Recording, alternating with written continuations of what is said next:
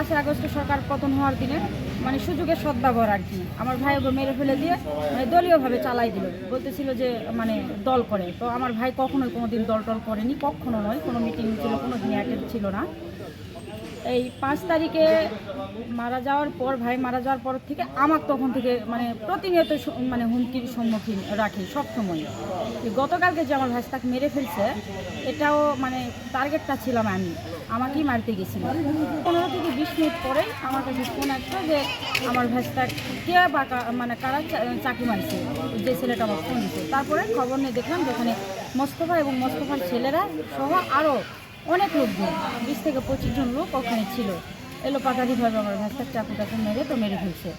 এটা হলো কালকের ঘটনা। এই জমি নিয়ে দীর্ঘদিন ধরে ঝামেলা হয়, 3টা মার্ডার হলো এই একই বাড়ি থেকে মানে একের পর এক 3টি হত্যা হয়ে গেল, কিন্তু আমরা সঠিকভাবে এখনও কোনো বিচার পেলাম না, পাচ্ছিও না।